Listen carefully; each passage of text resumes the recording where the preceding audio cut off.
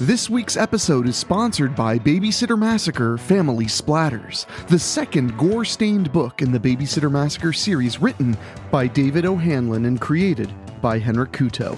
Babysitting can be murder. Darren didn't realize what she was getting into when she agreed to watch little Iris for 3 days. When Iris's grandfather, Red, escapes from death row and comes looking for the child, Darren will have to confront her own dark past to find the strength to keep them both alive. Red will cut down every babysitter and child in the city to make sure he gets to his long-lost kin. Blood is thicker than water, and it's everywhere. Get your very own copy of Babysitter Massacre Family Splatters on paperback or ebook at Amazon.com. Don't be afraid. They're just your family. What's that? You want to be scared? Come with me.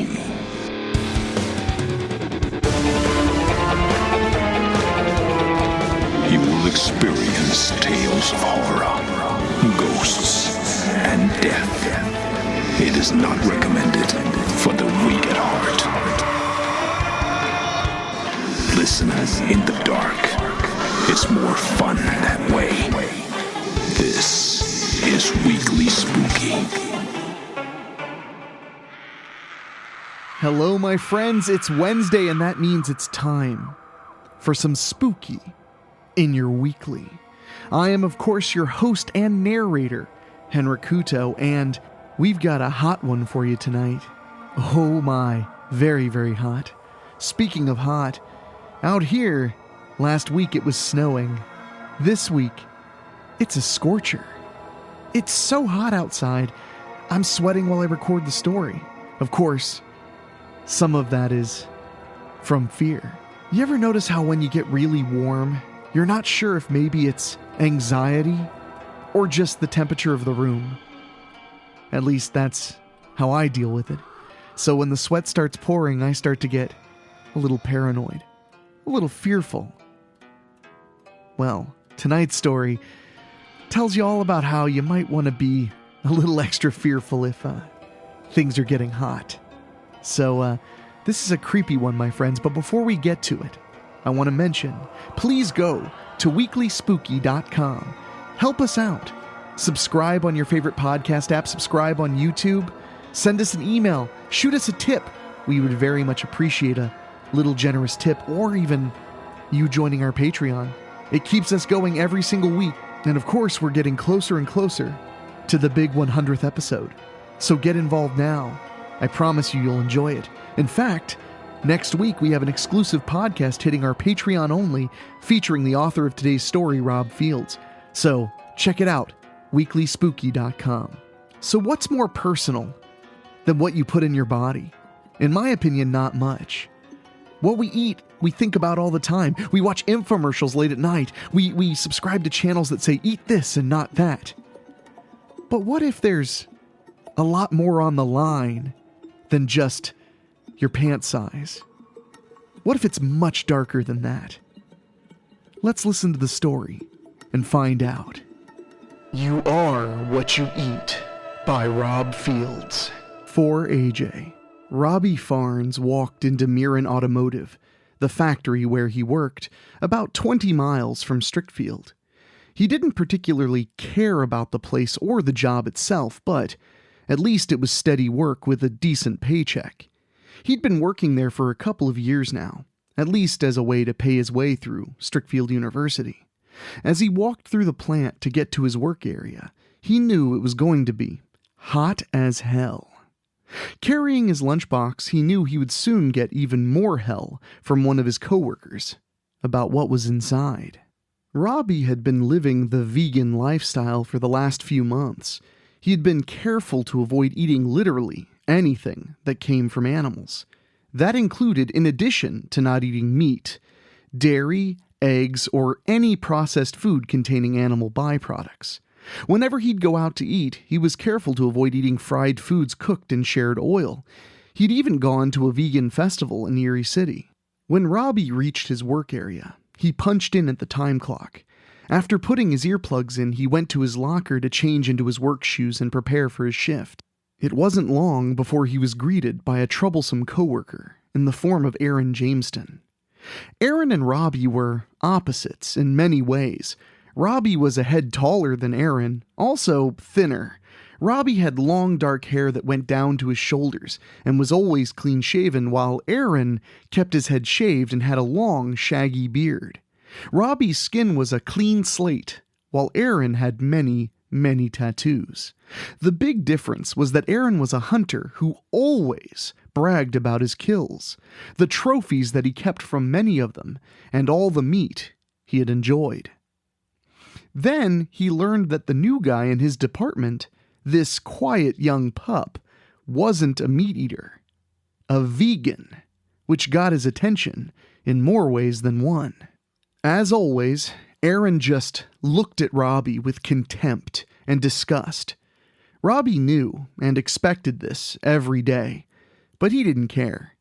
He'd been used to people picking on him about his vegan ways. Some of his other coworkers had asked him many questions about his veganism, mainly because they were curious. For the most part, people usually left him alone.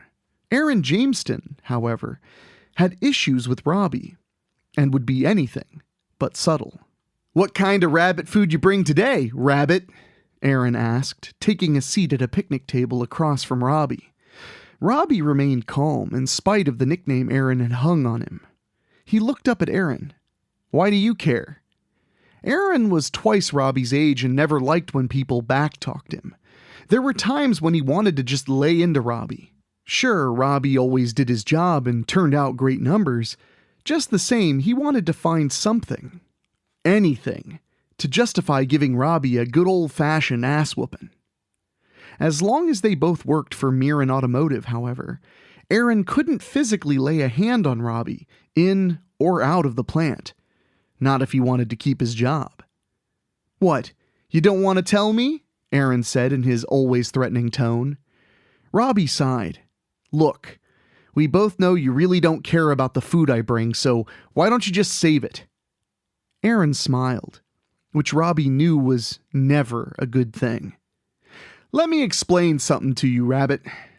I don't know what you think you're doing with all this vegan bullshit, but here, outside Strickfield, we're hunters. That means meat is the way we do things. We love our meat. We kill for our meat. We eat meat. Now you come in here with your vegan bullshit and expect us to just stop eating meat." Robbie held up his hand in front of him. "Whoa, let's get something straight. I don't go around telling anybody not to eat meat. There are vegans out there that would, but I personally don't care what you eat. You eat what you want and I'll eat what I want. I mainly do it for health reasons, if you must know. I've lost a lot of weight because of it." Aaron kept on him. "So, you saying we're all fat fucks because we eat meat?" True, Aaron was quite portly for a little man, but Robbie wouldn't go there. "I never said that. Don't put words in my mouth." Aaron threw his arms up. "Why the fuck be a rabbit? Why can't you go bust your ass at the gym or something? Why you gotta be so fucking different?" Robbie countered. "Again, what do you care? I'm not here to preach vegan. I'm here to do my job and get paid so I can keep the lights on at my place, eat, and attend college. So leave me alone, okay?" Aaron smiled, more sinister now. "Yeah, you're a rabbit now." He pointed at Robbie and shook his finger. "I seen your kind before. You're gonna crack. You're gonna be back. You're gonna eat meat again. Know why?" He leaned in a little. "'Cause that's the way it is. Our ancestors have been hunting and eating meat since caveman years. Meat is the way. The only way. There ain't no room in this world for fucking rabbits like you. People like you are weak. Always have been." Just then, Robbie and Aaron were greeted by the presence of their boss. "Aaron, you causing trouble back here again?" Mike Cruz demanded. "How many times have I talked to you about that? You looking to get rode up or what?" Aaron wasn't even afraid to talk back to his own boss. You already wrote me up. What more are you going to do? I'm just having a conversation with Rabbit here. I don't see anybody here named Rabbit, Mike snapped. Last time I'm telling you, quit getting in everybody's shit. I'm sorry about what happened to your sister, but mind your own goddamn business. You want to keep going this way? I'll give you your final write-up. After that, I'll have no other choice but to walk you out. That what you want? You both do good work in this department, and I don't want to lose either one of you. But if you keep it up, Aaron, you're going to be out on your ass. We on the same page here? Aaron chuckled and looked at Robbie. Know what, Rabbit? You're part of a dying breed. I mean it. You're dead. Know why? 'Cause we meat eaters hunt rabbits and other plant eaters like you. You understanding me, you fucking weakling? Only the strong survive. It's only a matter of time before you end up like all God's creatures right next to the mashed potatoes and gravy. My sister was a fucking rabbit, just like you. It didn't keep her from being kidnapped and killed a few months back. And you know what? He pointed in a random direction. The fucker that did it, still out there, still roaming free, and that's another thing. Women are in the same place as you rabbits on the food chain. Nothing but weak, dead weight. When the killer catches up to you, I'm gonna laugh my fucking ass off. Mike had had enough. You know what, Aaron? Go home. This ain't negotiable. We don't need your shit here. It's obvious you still ain't over your sister's death. Go home and cool off. Last warning. You come back here tomorrow and start your shit again, I won't worry about no final write-up. I'll just walk you out myself, and you won't have a job here no more. He pointed in the direction of the nearest door. Go home, now! Aaron didn't move at first. Finally, he slammed his palms on the table, making sure he got Robbie's attention, then stood up, still smiling his sinister smile at Robbie. Be seeing you, Rabbit. Move, Mike commanded him. Fuck you, I'm going, Aaron snapped. Robbie and Mike both heard Aaron yelling and cursing as he moved to the exit door and walked out of the plant. Robbie was relieved not to have to work with Aaron, at least for today. Robbie managed to avoid Aaron when he returned to work. He started taking his lunchbox to a different break area and eating there. Mike had told Aaron not to talk to Robbie, unless it was work-related. However, that didn't keep Aaron from giving him his sinister looks. Over time, Robbie had heard around the work area about what had happened to Aaron's sister Susan. Aaron had never gotten along with Susan. True, Aaron was old enough to be Robbie's father, and Susan's. Aaron's mother had taken over raising him when her husband David had died of a heart attack. Aaron was around 10, and he never really got over the loss of his father. After that, he looked up to his uncle, George, who was even meaner and more vicious than his dad. Still, Uncle George taught Aaron everything he knew about hunting and fishing. Then, when Aaron had reached 20, his mother had met a man named William Sanders. Aaron didn't think much about it at first. As far as he was concerned, William wasn't going to be around long. All of the other men before him had left. But months went by and William was still around, committed to his mother. Aaron never saw the surprises coming when his mother made two big announcements. The first was that she and William were getting married. The second was that she was going to have William's baby. Aaron flew into a wild rage and threatened to shoot William. As far as he was concerned, he was the man of the house. End of story. Just the same, William and Rosie were married. Months later, Susan came into the world. Aaron would never come to accept this daughter as his sister and let William and Rosie know about it on no uncertain terms. As Susan grew up, Aaron would be verbally abusive towards her. Being an overbearing bully, he never had to raise his hand to her. Over time, Susan became both angry and afraid of Aaron. As long as William and Rosie were around, Susan felt some semblance of safety from Aaron.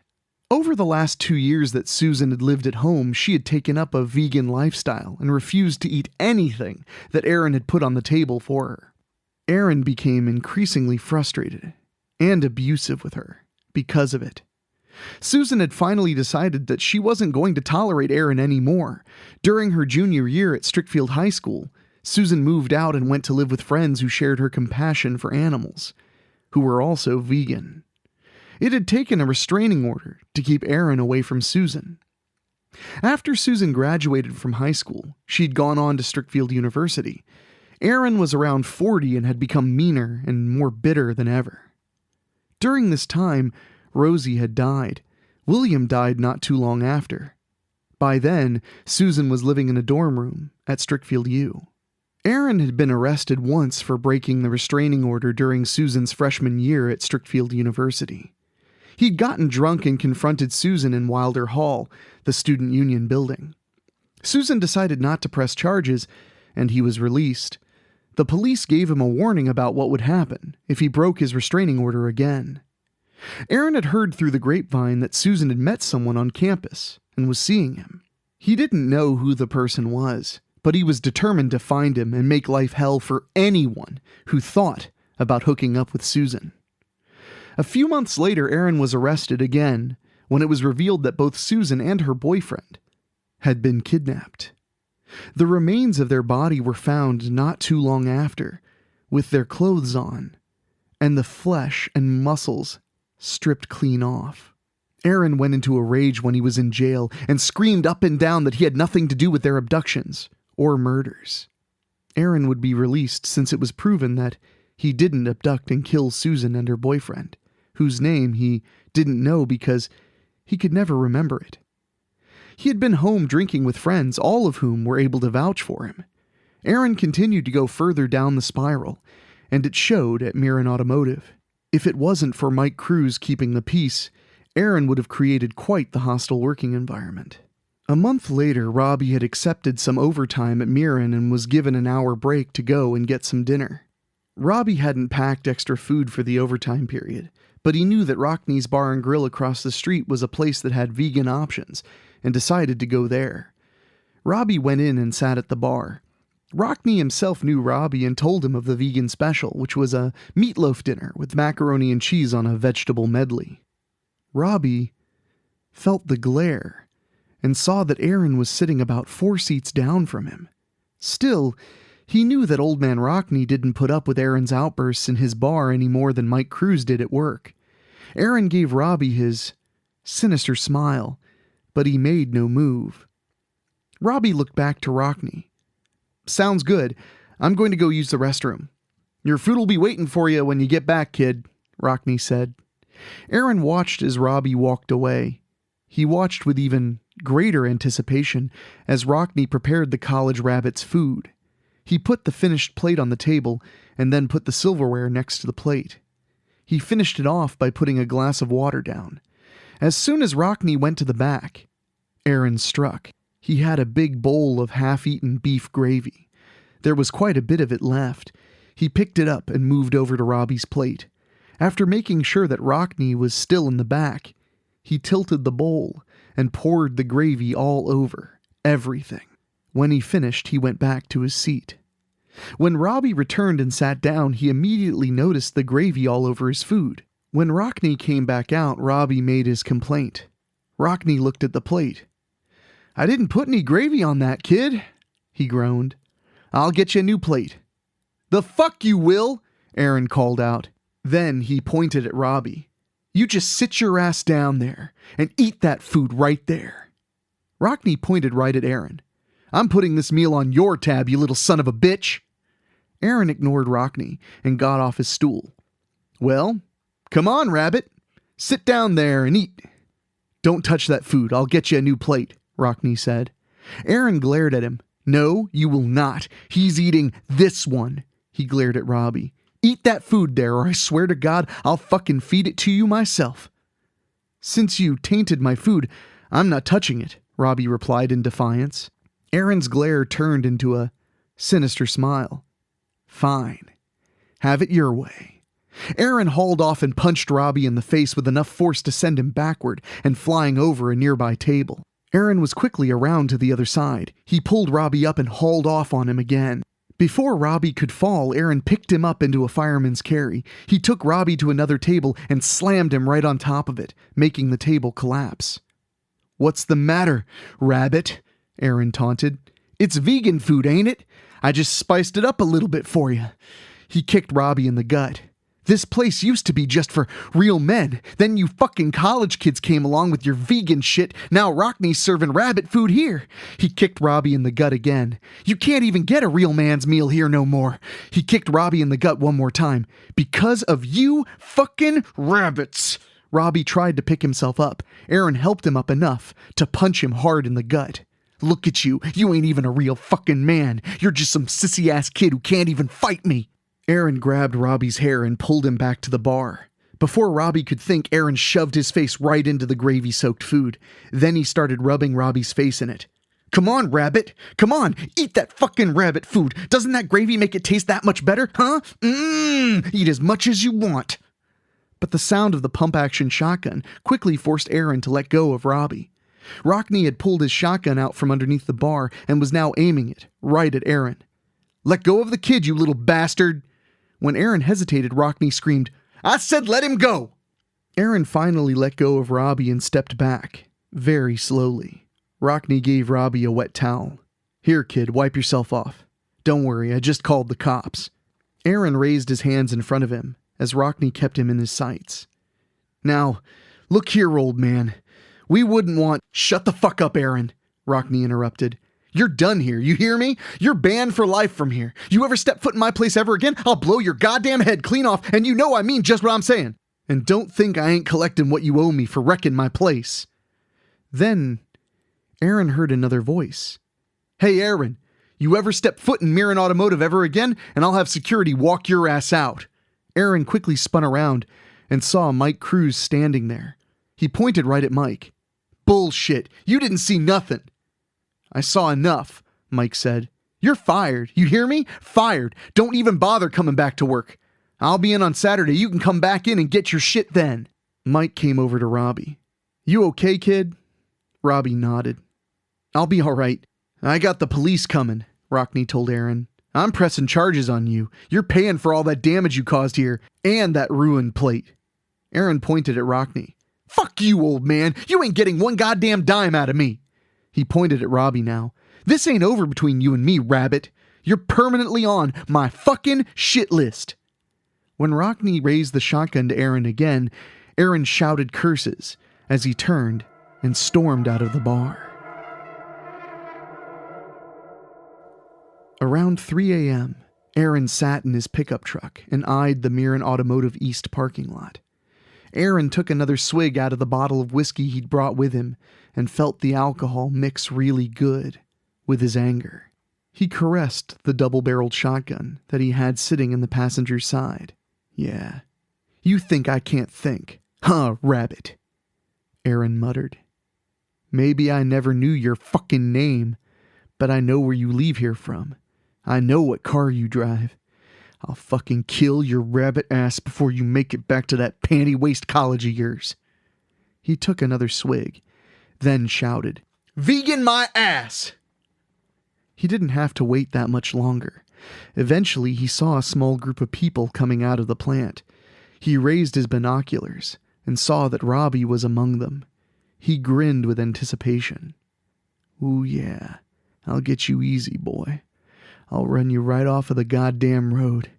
Then I'm gonna go on a little rabbit hunt. As Aaron reached over to caress his shotgun again, he suddenly realized that it was no longer there. What the fuck? Suddenly, he felt the double barrels being pressed right up against the left side of his neck.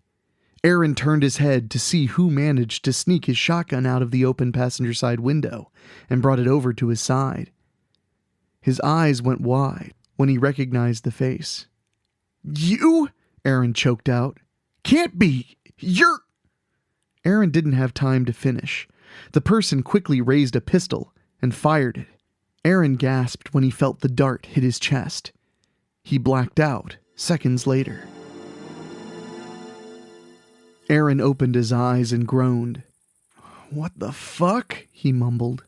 Aaron sniffed and recognized that all too familiar scent of smoked meat. When he managed to overcome more of the tranquilizer, he realized that he was tied up and elevated in some backyard somewhere. He looked and saw somebody was roasting a big slab of meat over an open fire. "What the fuck?" he repeated. The person turned around. Then he moved over to Aaron. In the dim light, Aaron could see Robbie now. "Oh, hey. Glad to see you're awake, Aaron. Guess that was some pretty good trank, huh?" Aaron glared down at Robbie and demanded, "What the fuck you think you're doing, rabbit?" Robbie laughed. "Why, just watching you hang around. Literally. Pretty soon, you're going into that little building right behind you. Since you can't see it, it's a smokehouse. Oh, and you are going to be getting smoked to perfection.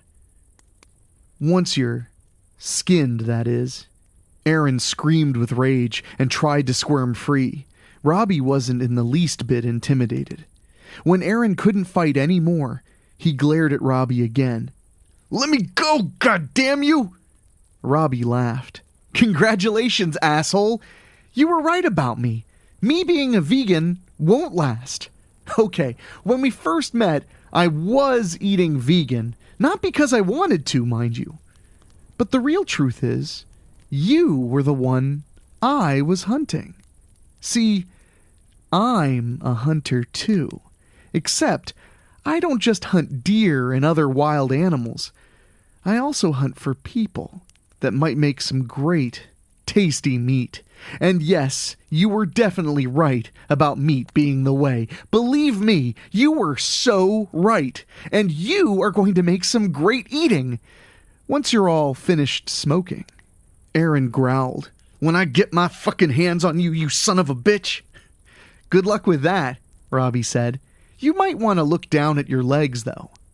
Aaron looked down to see that he not only had no pants on, he no longer had his lower legs, only stumps where they once were. "Holy fucking shit, oh my fucking god, Jesus fucking... Oh, for God's sake, would you please, for once in your life, shut the fuck up?" A female voice familiar to Aaron called out from the back door. Aaron looked to see the girl who came and stood next to Robbie. "I did see you outside the factory." "Susan? But you're dead!" Robbie wrapped an arm around Susan's waist. Then the two of them shared a kiss before they looked at Aaron again. "Our plan worked, lover," Susan said. "Yes, it did," Robbie agreed. "Going to college was the best thing ever happened to me," Susan explained to Aaron. "You see, when I met Robbie, he was such a sensitive guy. Yeah, he done has his problems, such as all the meat he eats, but he's still all sweet on me. I mean, I literally fell in love with him at first sight." Robbie smiled. "I used to think girls were trouble, especially the ones who lived out here in the country. Then I met your sister here, a country girl, while I was at the university. Boy, did she ever catch me off guard. Now, I don't know how I ever lived without her. Anyway, when she told me about what an insufferable prick you were to her, and how she had so many sleepless nights because of you," he sighed, "I flat out suggested just killing you." Susan was angry now. "And believe me, you don't know how many times I wanted to blow your fucking head off while you was sleeping. Robbie done showed me that killing you will be so easy.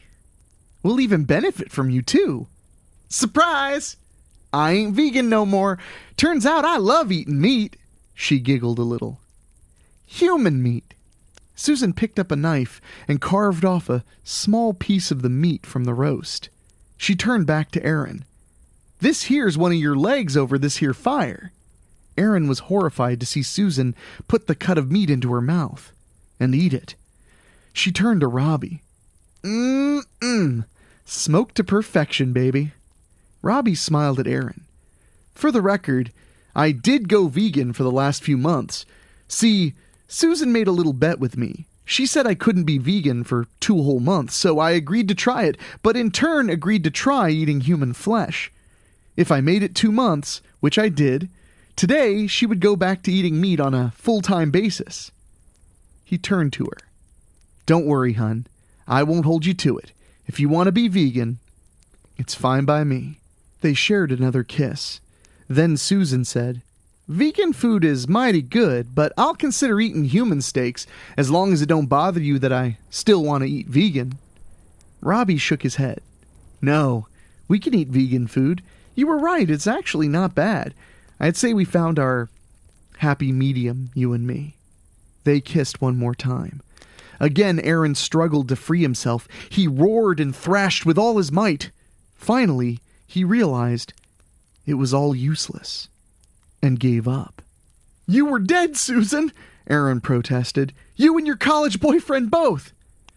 You saw 2 bodies were done carved up, Susan corrected him.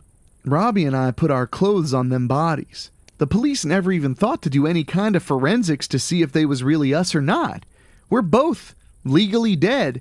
My new name is Megan Farnes now. We got married shortly after we decided we was gonna kill you. Speaking of killing you, Aaron, Robbie said, we're going to strip the flesh off you. Then we'll put you in the smokehouse and smoke you to perfection, just like we did your legs. Susan wanted to keep you alive long enough so she could see you before we do what needs to be done.